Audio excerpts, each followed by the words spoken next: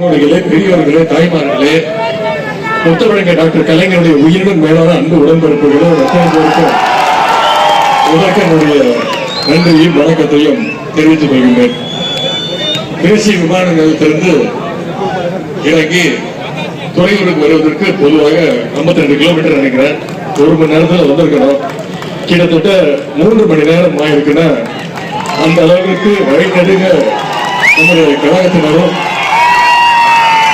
அனைத்து அணிகளை சேர்ந்தவர்களும் குறிப்பா பொதுமக்களும் திரண்டு நின்று வரவேற்று வாழ்த்தி வழி அனுப்பி வச்சிருக்கிறாங்க. இந்த துறையூர் பகுதிக்கு பல முறை வந்திருக்கின்றன. சட்டமன்ற உறுப்பினராக, இளைஞரணி செயலாளராக, விளையாட்டுத்துறை அமைச்சராக வந்திருக்கின்றனர்.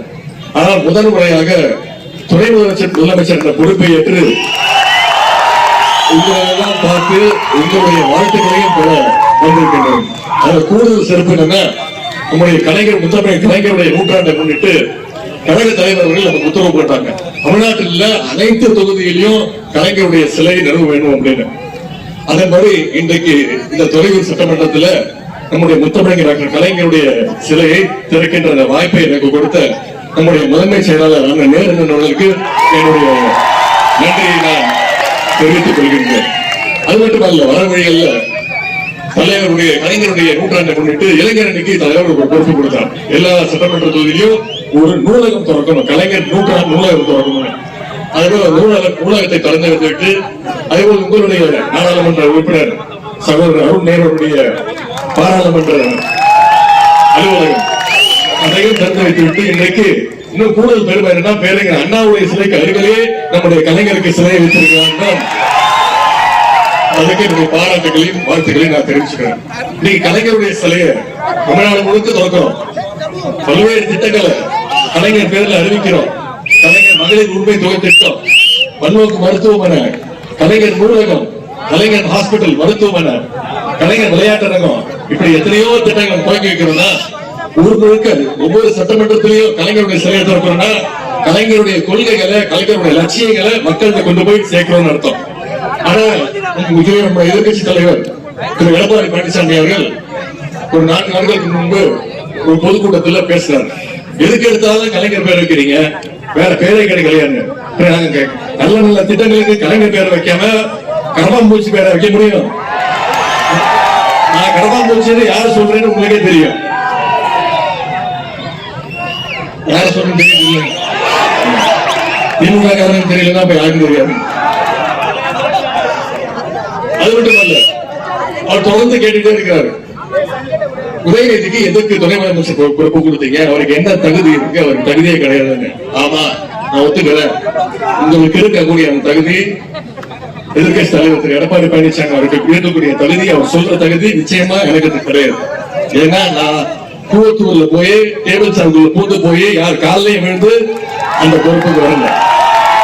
நான் இன்னும் சொல்றேன், எவ்வளவு பொறுப்புகள் இருந்தாலும் இளைஞரணி செயலாளர், துணை முதலமைச்சர், விளையாட்டுத்துறை அமைச்சர், சட்டமன்ற உறுப்பினர், இப்படி எத்தனையோ பொறுப்புகள் இருந்தாலும் அதையெல்லாம் விட அதிகமா என்பது எப்பொழுதுமே நான் உங்களுடைய வீட்டு பிள்ளையாக, அதுவும் பொறுப்பான ஒரு பிள்ளையாக கலைஞருடைய பேரனாக இருப்பேன் என்று நான் கூறிக்கொண்டு, இந்த சிறப்பான நேரத்தில் இந்த வாய்ப்பை அளித்த அந்த நேர நண்பர்களுக்கு மீண்டும் என்னுடைய நன்றியை தெரிவித்து, நம்முடைய தலைவர் அவர்கள் ஏற்கனவே சொல்லியிருக்காங்க, 2026 சட்டமன்ற தேர்தல் இன்னும் சரியா பாத்தீங்கன்னா 15 மாதங்கள் 16 மாதங்கள் தான் இருக்காங்க. நம்முடைய தேர்தல் பணிகளை, பிரச்சாரத்தை நம்ம ஆரம்பிக்கிறோம். எப்படி நாடாளுமன்றத்தில் 100% வெற்றியை தமிழ்நாட்டு மக்கள் கொடுத்தாங்க. நம்முடைய கலைஞருடைய தலைவருடைய ஆட்சி, திராவிட மாடல் ஆட்சிக்கு ஒரு சான்றிதழா 40க்கு 40 தொகுதியை நம்ம வெற்றி பெற்றோம். அதே மாதிரி வர இருக்கக்கூடிய சட்டமன்ற தொகுதியிலையும் குறைந்தது 234 தலைவர் சொல்லியிருக்காரு, குறைந்தது 200 தொகுதியாவது திமுக கூட்டணி, நம்முடைய வெற்றி கூட்டணி ஜெயிக்கணும். 2 நாள் முன்னாடி இதே திருச்சியில அண்ணா திராவிட முன்னேற்ற கழகத்துடைய பொருளாளர் திரு திண்டுக்கல் சீனிவாசன் நினைக்கிறேன், அவர் பொதுக்கூட்டத்திலே பேசுறாரு, அதிமுக கூட கூட்டணிக்கு வாங்கன்னா ஒருத்தர் வந்து எவ்வளவு எல்லாத்தையும் தெரிஞ்சு வச்சிருக்கீங்க அப்படியே சொல்றாரு பொதுக்கூட்டத்துல, எங்க கூட கூட்டணிக்கு வாங்கன்னா ஒருத்தர் 100 கோடி கேட்கறான், ஒருத்தர் 20 தொகுதி கேட்கறான். இந்த மாதிரி ஒரு கேவலமான அவலமான எந்த கட்சிக்காக இருந்திருக்காங்க?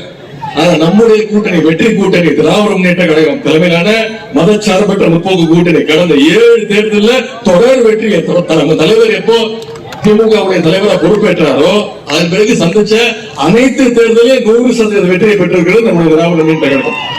எனவே வர சட்டமன்ற தேர்தலும் நமக்கு மிக மிக முக்கியம். தலைவர் சொன்ன மாதிரி அந்த குறைந்தது 200 தொகுதி ஜெயிக்கணும்னா இன்றிலிருந்து அந்த பிரச்சாரத்தை கழகத்துறை திட்டங்களுடைய பிரச்சாரத்தை நீங்க ஒவ்வொருவரும் கழக உடன்பிறப்புகள் ஒவ்வொருவரும் அந்த பிரச்சாரத்தை மக்கள்கிட்ட எடுத்துக்கொண்டு போய் சேர்த்து இந்த தேர்தல் வெற்றியை 2026 மீண்டும் ஆட்சி அமைக்க போது திராவிட முன்னேற்ற கழகம் தான், மீண்டும் முதலமைச்சர் நம்முடைய தலைவர் அவர்கள் தான் என்ற அந்த உறுதிமொழியை இன்னைக்கு கலைஞருடைய சிலை முன்பு அண்ணாவுடைய சிலை முன்பு நாம் அத்தனை பேரும் உறுதி எடுத்துக்கொண்டு இந்த வாய்ப்புக்கு மீண்டும் நன்றி தெரிவித்து அனைவருக்கும் மீண்டும் 2026 ஞாபகப்படுத்தி நம்முடைய தேர்தல் பணிகளை இன்றிலிருந்து ஆரம்பிங்க அப்படின்னு கூறிக்கொண்டு வாய்ப்புக்கு நன்றி கூறி விடைபெறுகின்றேன். நன்றி, வணக்கம்.